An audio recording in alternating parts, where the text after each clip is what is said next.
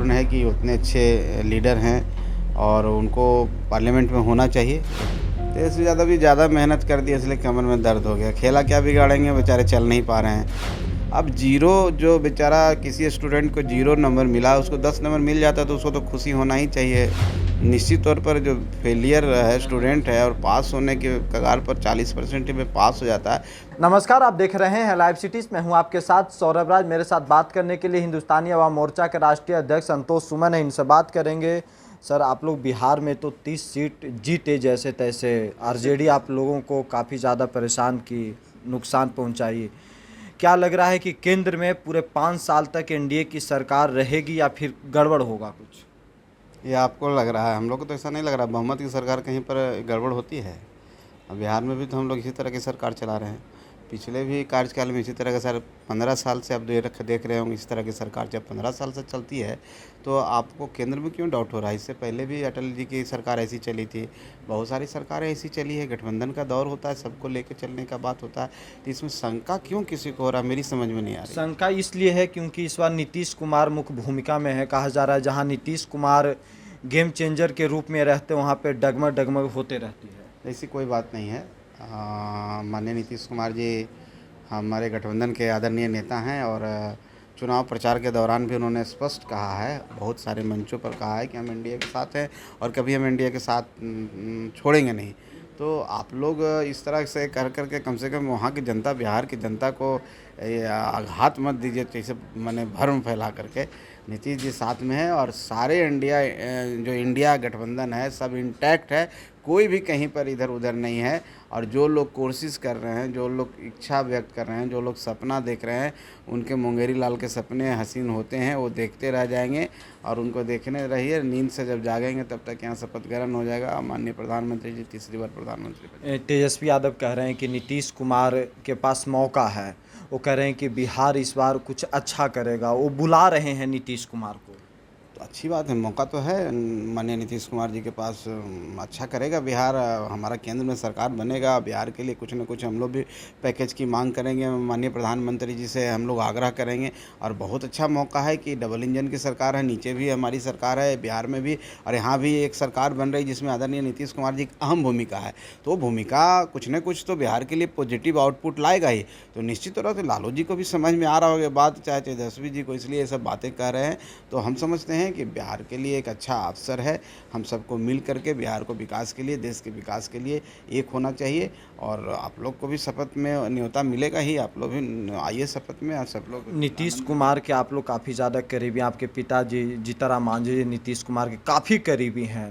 क्या कुछ बातचीत हुई है कि क्या वहाँ पे क्या मुद्दा होगा, क्या विशेष राज्य का दर्जा को लेकर के भी वहाँ पे प्रस्ताव आप लोग रख रहे हैं मोदी के सामने? देखिए, अभी ये सब बात करने का तो समय नहीं, अभी तो सरकार बनाना है, अभी कैबिनेट का गठन होना है, नई सरकार बनेगी तभी सब बात होंगी। अभी चाहेंगे, बिहार के हैं, अभी चाहेंगे बिहार को विशेष पैकेज मिले और बिहार का विकास हो, तो ये तो हर बिहारियों का डिमांड है। तो हम चाहेंगे, माननीय नीतीश जी चाहेंगे, चाहे कोई चाहेंगे, क्या सब चाहेगा और सबको चाहना भी चाहिए। हमारा जो हक है वो मिलना चाहिए, उसका डिमांड हम लोग भी करेंगे और माननीय नीतीश कुमार जी भी कर रहे हैं। तो वो तो बाद का इशू है, अभी तो हम सरकार बनाने जा रहे हैं और हम लोग को एक मजबूत सरकार बनाना है, सब मिल के सरकार बनाना है और उसके बाद फिर ये सब बात होगी और वो विकास तो होगा ही। देखिए, आप बिहार में, बिहार सरकार में आप मंत्री हैं। अब केंद्र में आपके पिताजी मंत्री बनेंगे, तो दिल्ली बिहार दोनों जगह पे आप लोग मंत्री बन कर के क्षेत्र में बिहार को क्या देने जा रहे हैं, जो बताइए। अभी जो चीज़ मिला ही नहीं उसके बारे में क्यों आप सवाल कर रहे हैं?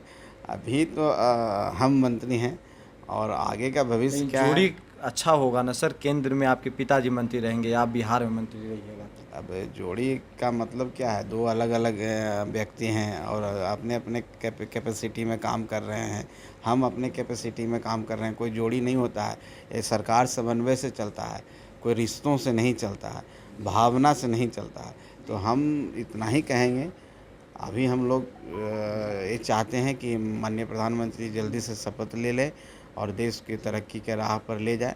कौन मंत्री बनेगा नहीं बनेगा ये सब कोई मुद्दा ही नहीं है। मुद्दा छोटा मुद्दा है, जिसको प्रधानमंत्री जी चाहेंगे, जिससे वो काम कराना चाहेंगे, निश्चित तौर पर उनको भूमिका दी जाएगी तो भूमिका में कोई भी काम करेंगे। मैं रहें चाहे आपको भी वो मौका मिले तो आप भी काम कीजिएगा।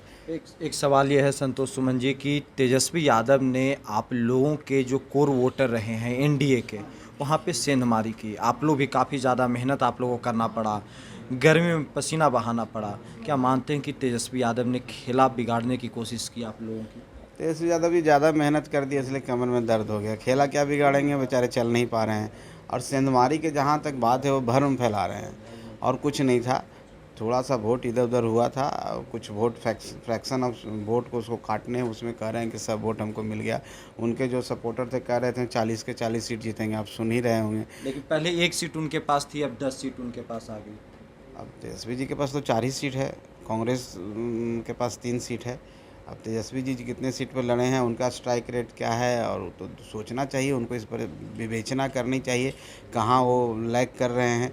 तो हम समझते हैं कि उनका खुद का स्ट्राइक रेट ठीक नहीं है और दूसरे के ऊपर उंगली उठा रहे आप हैं। नहीं मानते हैं कि तेजस्वी यादव अच्छा प्रदर्शन किए लोकसभा चुनाव में बिहार में? अब जीरो जो बेचारा किसी स्टूडेंट को 0 नंबर मिला, उसको 10 नंबर मिल जाता तो उसको तो खुशी होना ही चाहिए। निश्चित तौर पर जो फेलियर है स्टूडेंट है और पास होने के कगार पर 40% में पास हो जाता है तो खुशी तो मनाएगा। लेकिन जो डिस्टिंक्शन से पास हो रहा है, जिसको 90-95 नंबर आ रहा है, तो उसको 94 भी आएगा तो कष्ट होगा। आपको 100% आया, आप 1 सीट पे लड़े, 1 सीट पे जीत मिल गई आप। अब देखिए 100% और ये सब कुछ हम लोग नहीं समझते। हम लोग जनता का आभार व्यक्त करते हैं, जनता का आशीर्वाद मिला है, काम करने के लिए आशीर्वाद मिला है, काम करेंगे और आगे भी जनता का आशीर्वाद के मिले और ज़्यादा मिले और हम ज़्यादा बढ़ें, इसके लिए हम काम करें। एक साथी आपके उपेंद्र कुशवाहा चुनाव हार गए, वो कह रहे हैं कि कौन हराया, कौन भेजा था, कुछ इशारा इधर उधर कर रहे हैं। देखिए इसकी जानकारी नहीं है। दुर्भाग्यपूर्ण है कि उतने अच्छे लीडर हैं और उनको पार्लियामेंट में होना चाहिए, जनता के मुद्दों को अच्छी तरह से उठाते।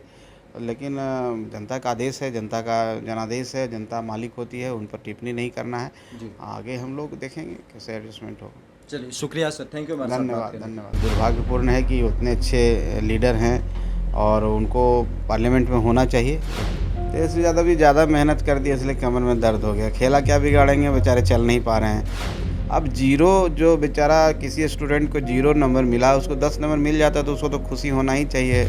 निश्चित तौर पर जो फेलियर है स्टूडेंट है और पास होने के कगार पर 40% में पास हो जाता है